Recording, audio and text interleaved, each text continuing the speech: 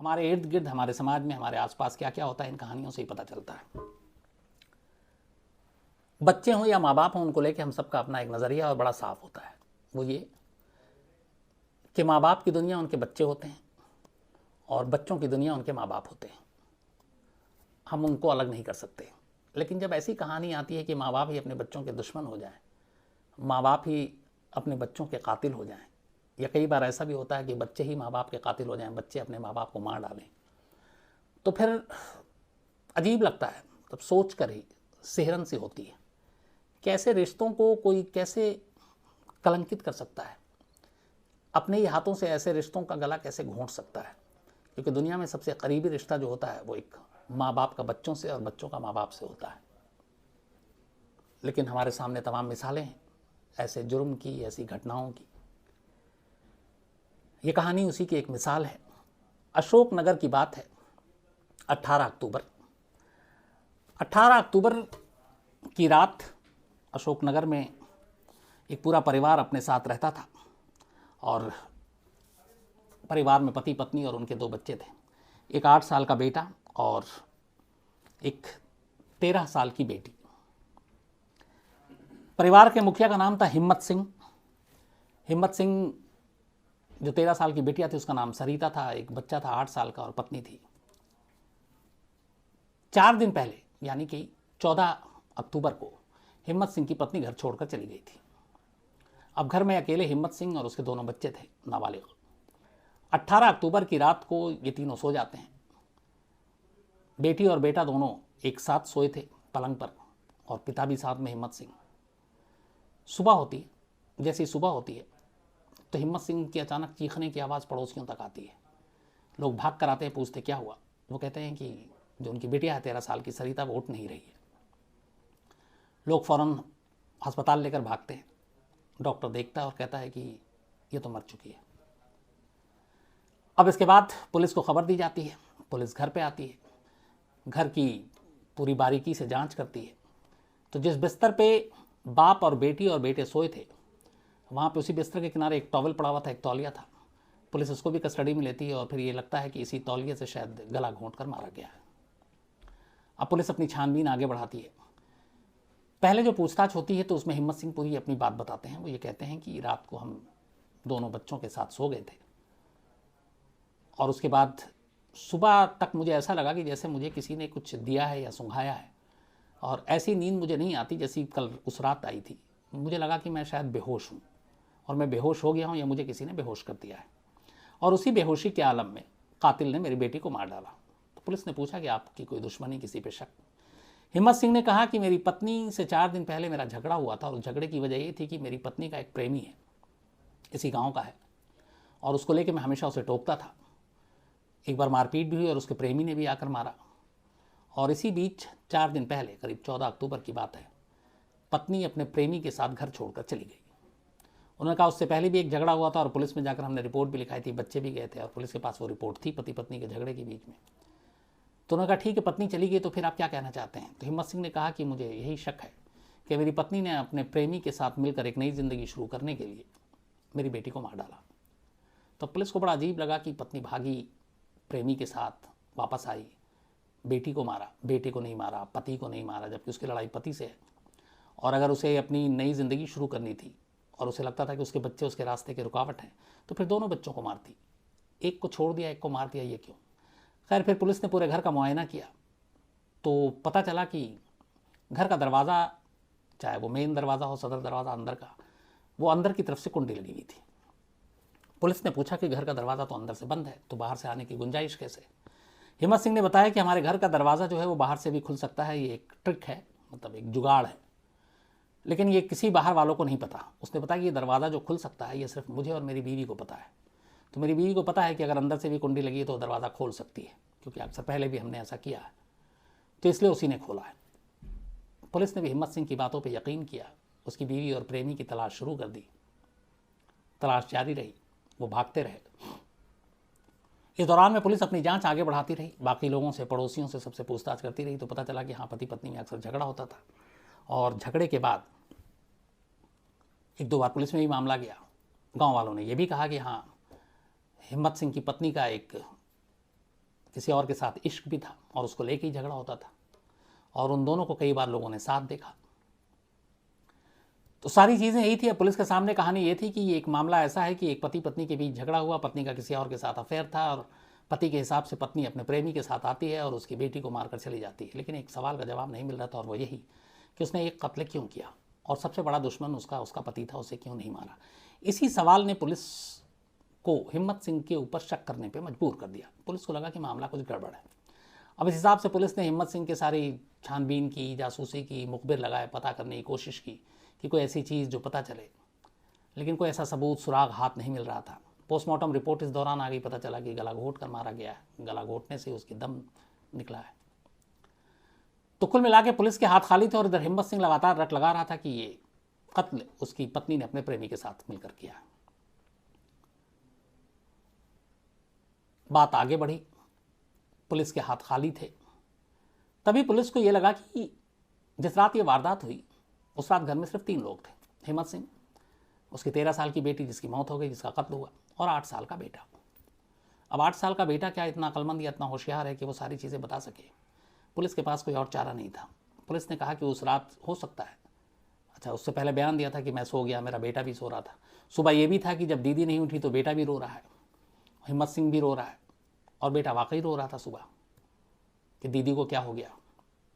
भाई बहन में बहुत प्यार था। तो पुलिस ने कहा कि चलो किसी तरह से इस बच्चे से कुछ पूछते हैं, शायद कोई जानकारी मिले। पुलिस बच्चे को अलग से ले गई, उसको बड़ा कंफर्ट किया, चॉकलेट, बिस्किट, जो भी चीज़ें हैं, और बहुत प्यार से उससे नॉर्मल सब बातें शुरू कर दी कि बेटा नाम क्या, क्या पढ़ते हो, कैसे क्या लिखते हो, सारी चीज़ें। बच्चा थोड़ी देर में घुल मिल गया। इसके बाद पुलिस ने पूछा कि बेटा ये बताओ उस रात हुआ क्या था।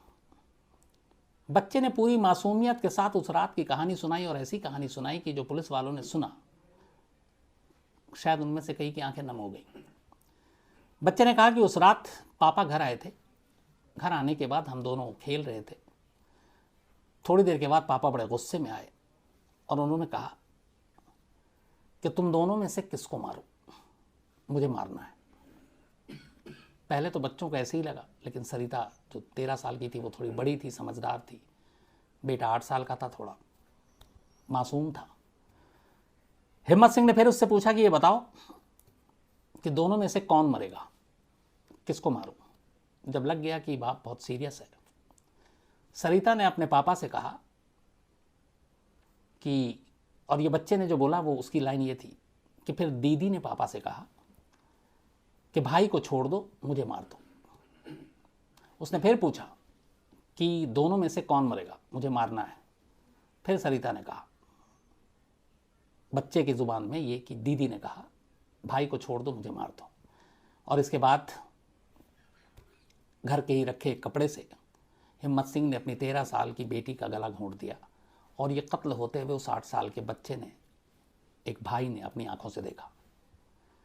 जब सरिता का दम निकल गया, इसके बाद हिम्मत सिंह अपने बेटे को पकड़ कर कहता है कि देख मैं तुझे छोड़ रहा हूँ क्योंकि तेरी बहन ने कहा है, लेकिन अगर तूने ये बात जो तूने अभी देखा किसी से को भी बताया बाहर में, तो मैं तुझे भी मार दूंगा। रोते हुए बच्चे ने कहा कि मैं किसी को नहीं बताऊंगा पापा। और इसके बाद उसने उसे छोड़ दिया, और उस मुर्दा सरिता के साथ उसी बिस्तर पर बाप, जिसने अपने हाथों से कत्ल किया था, पूरी रात करवट बदलते हुए गुजार देता है। सुबह का इंतज़ार करता है, सुबह जैसी होती है फिर वो वही नाटक करता है, चीखता है, चिल्लाता है, रोता है। बच्चा भी फिर रोने लगता है, और उसके बाद वो दुनिया को बताता है कि सरिता को मेरी पत्नी ने अपने प्रेमी के साथ मिलकर मार दिया। बच्चे के इस बयान के बाद पुलिस हिम्मत सिंह को पकड़ती है। उसके बाद अपना पुलिसिया तेवर दिखाती है। थोड़ी देर के बाद हिम्मत सिंह टूट जाता है, और फिर वो सारी चीज़ें बताता है, और वो वही बताता है जो उससे पहले उसके बेटे ने बताया था। और वो ये भी मानता है कि हाँ, मैंने उन दोनों में से कहा था कि कौन मरेगा, और बेटी ने कहा था कि मेरी जान ले लो, भाई की जान बख्श दो। एक 13 साल की बच्ची अपने भाई के लिए अपनी जान देने को तैयार थी, और दे भी दी। सोचिए कैसी बच्ची होगी वो। अब सवाल ये था कि आखिर उसने ऐसा क्यों किया, तो वो दोनों को क्यों नहीं मारा। यहां ये भी सवाल है कि अगर उसकी पत्नी भी दोनों को मार सकती थी, पति को मार सकती थी, इसने क्यों नहीं मारा। इसे दोनों बच्चों से कोई नफरत या बाकी चीज़ नहीं थी, दोनों बच्चों को प्यार भी करता था, लेकिन बदले की आग ने उसको ऐसा पागल बना दिया था कि उस आग को बुझाने के लिए उसने अपने ही औलाद में से एक को कुर्बान करने का फैसला कर लिया। और वजह ये थी, वो चाहता था कि वो अपने 2 बच्चों में से एक को मारकर उसके कत्ल का इल्ज़ाम अपनी पत्नी और उसके प्रेमी के सर पर डाल दे। सिर्फ पत्नी और प्रेमी को फंसाने के लिए, उन्हें जेल तक पहुंचाने के लिए उसने अपने ही हाथों अपनी बेटी का कत्ल किया, ताकि इस कत्ल का पूरा इल्ज़ाम वो अपनी बीवी और अपने प्रेमी को दे। लेकिन 8 साल के मासूम बच्चे की गवाही ने सारी कहानी खोल दी और कातिल पकड़ा गया और अब वो जेल में है। सोचिए बदले की आग कैसी होती है और कितनी बुरी होती है। वो अगर चाहता तो अपनी बीवी को तलाक दे देता, वो चाहता तो कुछ और रास्ते से बदला ले सकता था, लेकिन अपने ही बच्चों का कत्ल करने के बाद ये कैसा बदला हुआ। इसलिए कहते हैं कई बार सोच और समझ से परे की चीज़ होती है जुर्म की दुनिया। क्रिमिनल के दिमाग की सोच, उनके कत्ल करने का तरीका, उनका मकसद बड़े ही अजीब होते हैं। बचपन से हम लोगों ने सुना है अक्सर ये कि जो भी दुनिया में जैसा बोता है वैसे ही पाता है, और जो जैसे कर्म करता है वैसा फल मिलता है। कई बार हम लोग इसको हल्के में लेते हैं, लेकिन कई बार कुदरत वाला ही करके दिखाता है। इसलिए एक और भी मुहावरा है कि ऊपर वाले की लाठी बेआवाज़ होती है। आज की कहानी कहीं ना कहीं इन तमाम मुहावरों की सच्चाई को बयान करने वाली कहानी है। करप्शन यानी भ्रष्टाचार आपको पता है हमारे देश में दीमक की तरह है, बल्कि दीमक कहना इसको गलत होगा। शायद हमारी ज़िंदगी का ये रोज़मर्रे का हिस्सा है। हम करप्शन या भ्रष्टाचार को शायद खुद से अलग कभी मानकर चलते भी नहीं। ऐसा लगता है कि ये तो हमारा अधिकार है, और यही वजह है। कुछ लोगों ने पहले भी पूछा था कि भारत सुपर पावर क्यों नहीं बनता, बाकी चीज़ें। तो एक तो राजनीति, गंदी पॉलिटिक्स, और ऊपर से करप्शन, जिसको हम लोगों ने सभी ने अपना धर्म बना रखा है, ज़्यादातर लोगों ने। तो उसकी वजह से हम मारे जाते हैं। आज की कहानी की ज़मीन यही करप्शन है, लेकिन इस करप्शन और इस भ्रष्टाचार के बाद जो कुछ होता है वो कुदरत की वो लाठी है जिसकी आवाज़ नहीं हुई लेकिन सज़ा मिली। और ये बेहद अफसोसनाक कहानी है एक सिर्फ और सिर्फ 27 साल की विडो या विधवा की। कहानी रोंगटे खड़े करने वाली है। कहानी उत्तर प्रदेश के गोरखपुर की है। गोरखपुर के पास एक गांव है जिसका नाम है भटहट। 3 साल पहले 2018 की बात है जब ये कहानी शुरू हुई और सामने आई, लेकिन इस कहानी की शुरुआत 2015 में ही हुई थी। इसी गांव की एक लड़की की शादी गांव के एक लड़के से होती है। दोनों खुश थे, ज़िंदगी अच्छी खासी चल रही थी। गरीब थे पर सब कुछ जितना भी था उसमें सब्र करते थे। शादी के बाद पत्नी की जिम्मेदारी आई तो पति बेहतर कमाई के लिए मुंबई का रुख करता है। मुंबई के भिवंडी में वो एक कारखाने में काम करता है और वहीं रहता है। बीच में जब छुट्टी मिलती गाँव आता। 3 साल बहुत अच्छे गुजरे। 3 साल के बाद अचानक इस महिला के पति की बीमारी की वजह से मौत हो गई। कौन सी बीमारी थी, क्या थी, ये किसी को मालूम नहीं। आमतौर पर आप अगर हिंदुस्तान के गांव में जाएं और किसी की बीमारी से इस तरह मौत होती है तो शायद हम शहर वाले थोड़ा सा हैरान हों या हैरत करें, या हमारे जो फैमिली क्राइम तक के बहुत सारे विदेश में रहते हैं हंसे भी कि पता ही नहीं कि किस बीमारी से मरे। लेकिन ये हमारे यहाँ की सच्चाई है। 90% जो दूर दराज के गाँव में मौत होती है उसकी हकीकत किसी को पता ही नहीं होती कि कैसे मरा, हार्ट अटैक था या कोई और बीमारी थी। यहाँ तक कि इस कोरोना काल में भी गाँव में जितनी मौतें हुई, ज़्यादातर लोगों ने तो टेस्ट ही नहीं कराए थे, तो ये भी पता नहीं कि उनकी मौत कोरोना से हुई कि किससे हुई, और बस मौत हो गई। तो ये एक कड़वी सच्चाई है। तो इस महिला के पति की भी मौत हो जाती है शादी के महज 3 साल के बाद। 27 साल की उम्र में ये महिला विधवा हो गई। पूरी ज़िंदगी पड़ी है सामने और पहाड़ सर पे टूट पड़ा है। मौत के बाद ऊपर वाला भी अजीब खेल करता है। इस महिला के जो अपने घर वाले थे जिन्होंने इसको विदा किया था, वही अब इसको अपनाने से इनकार कर देते हैं कि अभी एक विधवा को कहाँ पालेंगे, जिम्मेदारी और भी है। तो अपने घर वालों ने उसे ठुकरा दिया, पति के घर वालों ने भी ठुकरा दिया। अब ले देकर गांव में एक घर जिसमें रहती थी, और वो आसरा जो इसके पति ने दिया था बस वही इसका सहारा था। लेकिन ज़िंदगी जीने के लिए पैसे और खाने की भी ज़रूरत है, अनाज की भी ज़रूरत है। चूँकि शादी के बाद उसने कभी कोई काम नहीं किया, शादी से पहले कोई काम नहीं किया, एक गृहिणी थी, तो अचानक पति के गुजरने के बाद ज़िंदगी जीना मुश्किल हो गया। उसे लगा कि अब कुछ करना पड़ेगा। इस दौरान में कुछ लोगों ने बताया कि हमारी सरकार बहुत सारी स्कीम चलाती है गरीबों के लिए, जो बेहद पिछड़े गरीब हैं उनके लिए। उस तक भी ये बात पहुंचती है तो उसे 2 चीज़ें समझ में आती है। एक राशन कार्ड बनवा लो। राशन कार्ड बनवाने से ये होगा कि अगर यूनिट के हिसाब से हमारे यहाँ राशन मिलता है गरीबों को, परिवार में कितने सदस्य हैं तो पर यूनिट के हिसाब से, तो अब ये चूँकि इकलौती थी, पति तो मर चुका, बाकी कोई परिवार वाला नहीं, तो मुश्किल से इसका राशन कार्ड बन जाता तो शायद महीने के 5 किलो या 4 किलो अनाज इसे मिलता, बस 4 या 5 किलो। तो एक राशन कार्ड बनाना था, और राशन कार्ड के बाद उसे ये भी पता था कि राशन कार्ड अगर बनता है तो एक मनरेगा स्कीम हमारे यहाँ चलती है, जो दिहाड़ी मजदूर लोग काम करते हैं, पर डे करीब 235 रुपये वो मजदूरी फिक्स है। तो उसे लगा कि चलो राशन कार्ड बनेगा तो 4-5 किलो राशन मिल जाएगा, अनाज मिल जाएगा, और साथ में मनरेगा में दिहाड़ी मजदूरी मिल जाएगी करीब पर डे 235 रुपये की, तो ज़िंदगी चल जाएगी, अकेली है। फिर उसे ये भी पता चला कि सरकार ने एक और स्कीम बनाई है जिसका नाम है विधवा पेंशन। विधवा पेंशन 18 से 55 साल की उम्र के बीच की कोई महिला अगर विधवा हो जाती है हमारे यहाँ, तो उसे सरकार 500 रुपये प्रति माह देती है हर महीने। तो उसे लगा चलो 500 रुपये ये हर महीने कैश मिल जाएंगे, राशन कार्ड से अनाज मिल जाएगा, मनरेगा से मजदूरी मिल जाएगी, तो इतना काफ़ी है गांव में रहकर पलने के लिए, ख़ुद को ज़िंदा रखने के लिए। इसी सोच के साथ अब उसने राशन कार्ड बनाने की और विधवा पेंशन पाने की कोशिश शुरू की। उसे बताया गया कि इसके लिए पहले गांव के प्रधान की ज़रूरत है। हमारे यहाँ जो चुनावी सिस्टम है, आप MP जानते हैं, मेंबर ऑफ पार्लियामेंट, MLA जानते हैं, मेंबर ऑफ लेजिस्लेटिव असेंबली, इसके बाद फिर नीचे आता है ग्राम प्रधान, गांव के चुनाव, पंचायत के चुनाव। ये चुनाव यूं ही नहीं होते, इनके पास बहुत पावर और अधिकार होता है। राशन कार्ड बनाना हो, आधार कार्ड गांव में बनाना हो, आपको कोई स्कीम का सरकार का फ़ायदा लेना हो, तो आपको इन पंचायतों, ज़िला सरपंच, प्रधान, इन सब से होकर गुजरना पड़ेगा। इनकी मंजूरी ज़रूरी होती है, इसलिए पावरफुल लोग होते हैं। तो इस विधवा को भी पता चला और ये गांव के प्रधान के पास पहुंची। उसने कहा मेरे पति की मौत हो गई है, कोई है नहीं, कोई पालने वाला नहीं है, राशन कार्ड बनवा दीजिए, विधवा पेंशन दिलवा दीजिए तो मेरी ज़िंदगी संवर जाएगी। प्रधान ने कहा मैं बनवा दूंगा। फिर बात आई यहाँ से करप्शन की। अब उसे लगा कि ये बेहद गरीब औरत है, ये क्या पैसे देगी रिश्वत के नाम पर उसने देखा कि जवान है, खूबसूरत है, विधवा है, आगे पीछे कोई नहीं है। उसकी नीयत ख़राब हो गई। उसने उससे कहा तुम्हारा काम तो कर देंगे, बदले में तुमको मेरे साथ सोना पड़ेगा। मजबूर औरत, ज़िंदगी की मजबूरी। पहले शायद उसने इनकार किया, फिर उसे लगा कि और तो कोई सहारा मिल नहीं रहा, क्या करें। आखिरकार उसे लगा कि जीने के लिए कुछ ज़रूरी चीज़ें हैं, तो चलो सौदा कर लेते हैं, समझौता कर लेते हैं। प्रधान की बात वो मान गई। प्रधान ने रिश्वत में उसके जिस्म को लिया। इसके बाद उसने कहा तुम्हारा काम हो जाएगा। कुछ वक्त बीता, काम आगे बढ़ा। अब प्रधान ने जो इस डिपार्टमेंट के सेक्रेटरी था एक, उसके पास उसको भेजा सिफारशी नोट के साथ कि जाओ वहाँ काम हो जाएगा। वो सेक्रेटरी भी रिश्वतखोर निकला। उसे भी पता चला कि इसके पास देने के लिए पैसे नहीं है, लेकिन असमत है, इज्जत है।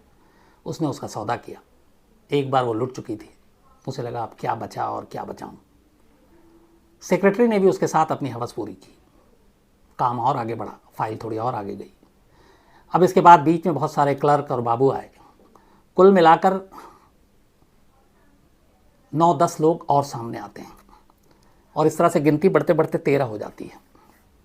13 लोगों ने इस 27 साल की विधवा से रिश्वत के तौर पर उसके साथ उसका शोषण किया, और ये सिलसिला करीब 3 महीने तक चला। 3 महीने तक वो नुचती रही, खुसटती रही। 3 महीने बाद शायद उसका काम हो गया, उसको राशन कार्ड मिल गया। लेकिन अब वो ज़िंदगी ढंग से जीती, उससे पहले एक नई मुसीबत आ गई कि 3 महीने बाद अचानक वो बीमार पड़ गई। बीमार होने के बाद उसने वहीं झोला छाप डॉक्टरों को दिखाया, जो गांव में अमूमन हर जगह मौजूद होते हैं। कोई फ़ायदा नहीं हुआ। वो प्रधान के पास गई, उसे लगा प्रधान ही कुछ मदद करेगा।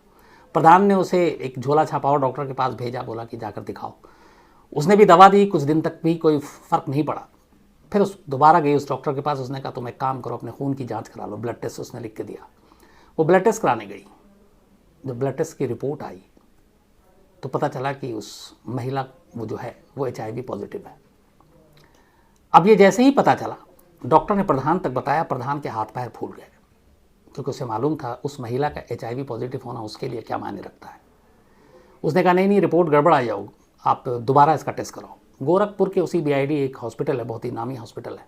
ये वही हॉस्पिटल है जहाँ साल में एक बार एक ख़ास मौका आता है जब दिमागी बुखार से बहुत सारे बच्चों की मौत हो जाती है। तो अब उस सरकारी हॉस्पिटल में ये पहुँचती है, वहाँ इसका ब्लड टेस्ट होता है।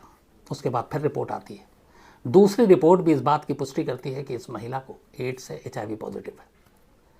अब ये बात प्रधान से होते हुए, सेक्रेटरी से होते हुए, तमाम बाबू, क्लर्क, दलाल, उन 13 लोगों ने जिन्होंने इस विधवा के साथ जुल्म ढाए, उसकी असमत लूटी, रिश्वत के नाम पर, राशन कार्ड के नाम पर, विधवा पेंशन के नाम पर।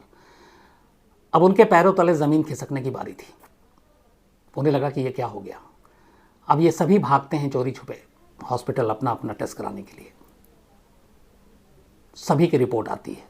ये 13 के 13 जो उस विधवा के साथ सोए थे HIV पॉजिटिव पाए जाते हैं। किसी तरह से ये हॉस्पिटल से बाहर खबर लीक हो जाती है।